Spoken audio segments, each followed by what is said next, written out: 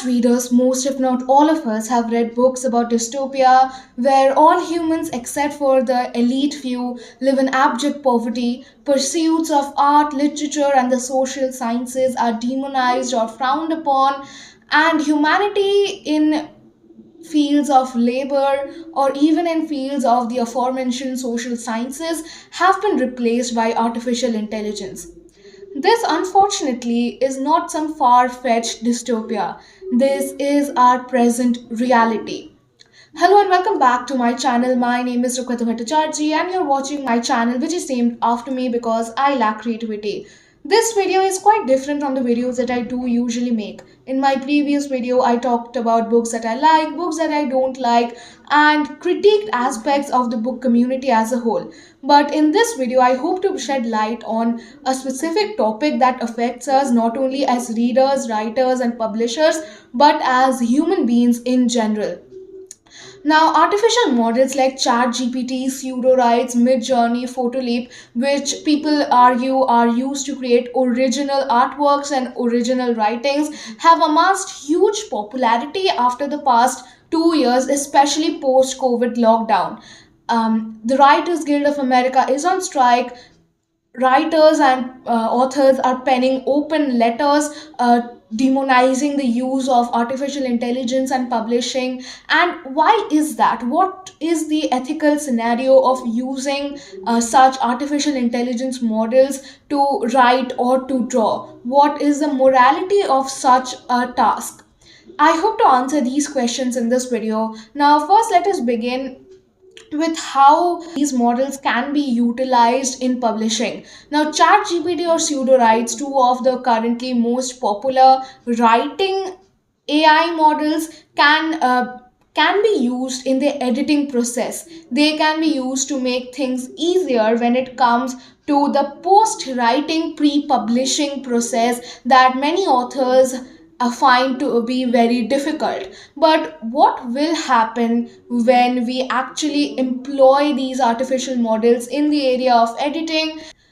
The only thing that will happen is human beings, human employees who have trained, worked, and have obtained degrees to help them in obtaining that particular position of an editor, who have amassed huge expertise in the area of editing in the field of publishing, will lose their jobs. Now you might be wondering, why would they lose their jobs? Why can't AI and that human editor coexist and make the things easier for both of them?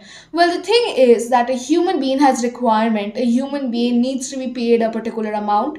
A human being needs to be given sick leaves, paid leaves, different form of vacations, etc. A human being has labor laws that protect them. When it comes to AI, they don't have any of those things. AI doesn't need vacation, AI doesn't need sick leaves, AI doesn't even have a bunch of laws or legalities surrounding it.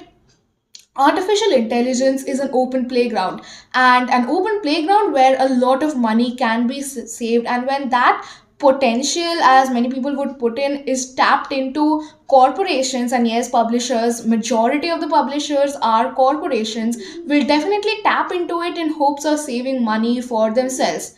And this is not a hypothetical what if scenario in the far future. This is happening right now. In China, 70% of video game illustrators have lost their job because corporations have decided that hiring artificial intelligence models would help them save more money and would help them complete their task faster. And at the end of the day, speed and money is what art means to these people. They do not see writing, drawing, or even illustrating, graphic design, video gaming, any of these things as intellectual pursuits that bring joy to human minds. They see it as a medium of making a quick buck and filling their already quite heavy pockets. And this phenomenon of AI quite literally stealing human jobs will not only be restricted to those who are involved in the post-writing pre-publishing process. AI can and will definitely be used to replace writers as a whole occupation. Now, when a person writes, it is again, as I said, an intellectual pursuit. They write because as a human being, they enjoy writing. They see writing as not only a hobby but as a means of occupation that they would like to pursue. And writing as a journey takes a lot of time, it takes efforts, it takes skill, it takes hard work. But when AI is being put into the shoes of a writer, it can pump out a pre-polished draft in a matter of minutes. It can edit that pre-polished draft to be an acceptable mediocre novel, and by the next day the corporation can start making money off of it by allowing the AI to format it, allowing an AI to make a book cover for it, and then publishing it to the market and marketing it as the next new novel that will change the world, completely written by artificial intelligence. In that way, the job that was being done by 10 different people is now being done by one or at least maybe two artificial intelligence models in almost less than half the time that those 10 people would have taken, with much less money being involved in the process. Because again, you can't pay AI does not require money to do what it is doing, and even if it does, and you are paying the people who own the AI, who again are doing nothing when it comes to the process of that book being written, its cover being made, the book being edited, and finally being published. The only two people who make money in this scenario are corporations, and not the common people who would have done the work perhaps 10 times better than the AI has done, with much more feeling and hard work involved. Moving on, some people might even say that AI can and does write original work, but I find that to be completely false. Now, it is a common misinformation that artificial intelligence pumps out work that is original, because it does not. Though ChatGPT has refused to release its training models, basically the process by which the artificial intelligence collects data, how ChatGPT collects and utilizes the data, but people who have been experimenting with the aforementioned artificial intelligence model have noticed that this AI harbors knowledge of completely obscure fan fiction tropes or fan fiction concepts that it should not have, unless it was trained using those fan fictions as its learning base. And this is essentially what is called theft of intellectual property.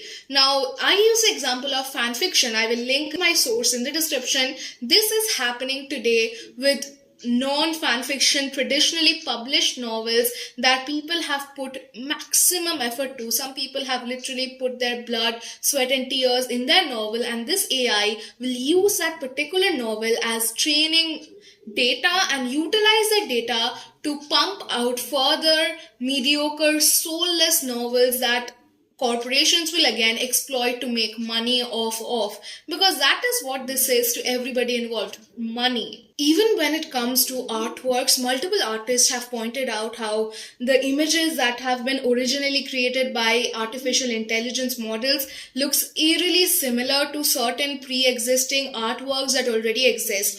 Now, this is not a simple coincidence. Like I previously mentioned, the artworks look similar because artificial intelligence is utilizing the man-made artwork to train itself to create similar things, basing off of its data of that artwork to form a pretty similar image, just labeling it as AI created and pumping it out in mere minutes. And apart from this plagiarism, apart from the replacement of human employees by artificial intelligence, AI is again inherently exploitative when it comes to the labor that it employs to keep itself running. Or rather, to put it in layman's term, corporations hire laborers in third world countries at the most minimum of minimum wages to ensure that their artificial intelligence models keep running.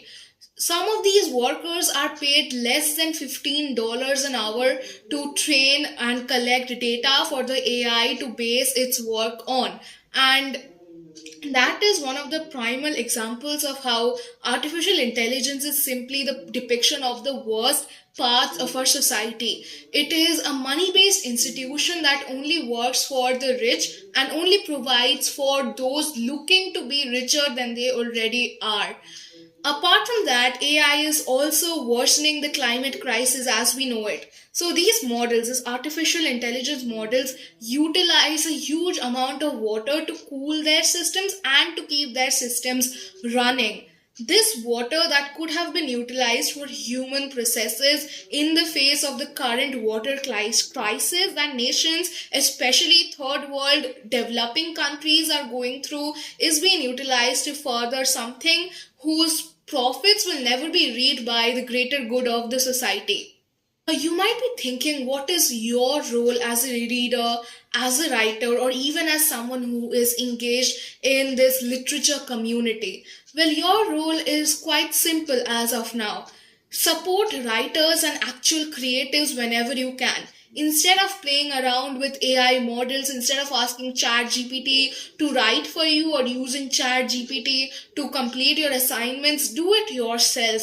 Or even if you are unable to do it yourself, look forward to paying people such as copywriters or freelance editors or even freelance writers and artists to commission your works from them. I can understand the tempting nature of artificial intelligence, of having this minds at your fingertips and utilizing it to do your work. But in my honest opinion, it is more important to remain a somewhat morally upright human being who doesn't actively exploit or benefit from the exploitation of creatives around the world.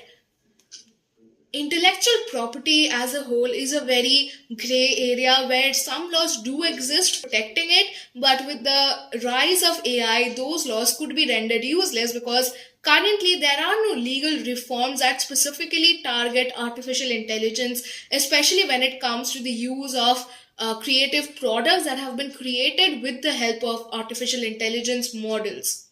Distancing yourself from this scenario will not help because sooner or later AI will affect you in some form.